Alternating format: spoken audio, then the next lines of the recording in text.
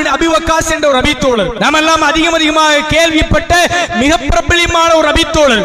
அஷரத்துல் முபஷ்ஷரா 10 நபித்தோழர்கள் சொர்க்கத்திலே நுழைவார்கள் என்று நபிகளார் இந்த உலகத்திலேயே அறிவித்து விட்டு சென்ற 10 நபித்தோழர்களில் ஒருவர் சாத் பின் அபி வக்காஸ் ரலியல்லாஹு அன்ஹு அவர்கள். சாத் அவர்களுடைய தாயார் உம்மு சாத் அவர்கள் இஸ்லாத்தை ஏற்றுக்கொள்ளவில்லை. இந்த சாத் ரலியல்லாஹு இஸ்லாத்தை ஏற்றுக்கொண்டு நபிகளாருடைய கொள்கைகளே கோட்பாடுகளை பின்பற்றி கொண்டிருக்கிறார். சாதுடைய தாயார் சொல்கிறார்கள் சாதிடத்திலே, சாதே நீ இஸ்லாத்தை விட்டு வெளியேறவில்லை என்றால், இந்த முஹம்மதின் போதனைகளை புறக்கணிக்கவில்லை என்றால், நான் உண்ணாமல் பருகாமல் ஒரு சொட்டு தண்ணீரை கூட குடிக்காமல் நான் என் உயிரையே மாய்த்துக் கொள்வேன்.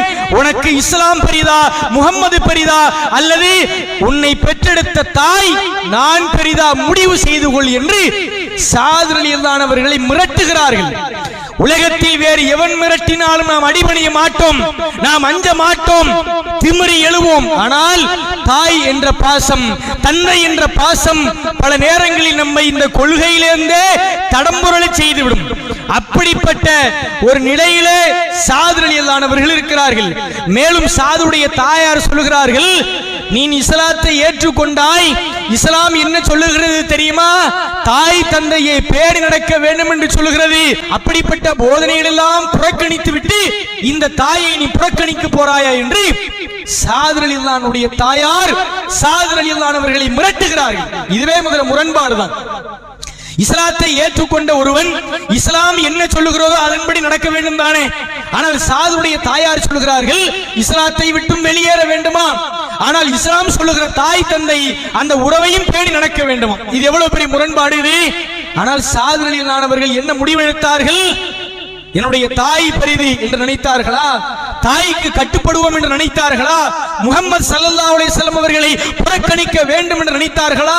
இந்த இஸ்லாத்தை தூக்கி எறிந்துவிட்டு என்னுடைய பெற்றெடுத்த தாய் தான் முக்கியம் என்று தாயின் பக்கத்திலே சாய்ந்தார்களா?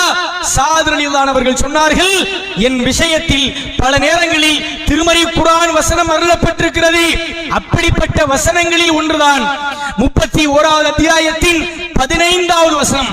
எனக்கு அறிவில்லாத ஒன்றை எனக்கு இணை கற்பிக்குமாறு அவர்கள் உன்னை கட்டாயப்படுத்தினால் ஃபலா துதியுஹுமா, அவர்களுக்கு நீ ஒருபோதும் கட்டுப்படாதே என்று அல்லாஹ் திருமறையிலே வசனத்தை இறக்குகிறான். சாத் ரலியல்லாஹு அவர்கள் தன் தாயாரின் போதனைகளை புறக்கணித்து விட்டு என்னை பெற்றெடுத்த தாயை விட என்னை படைத்த அல்லாஹ் தான் முக்கியம் என்று உறவா கொள்கையா என்று வருகிற பொழுது உறவை ஓரம் கட்டி வைத்து விட்டு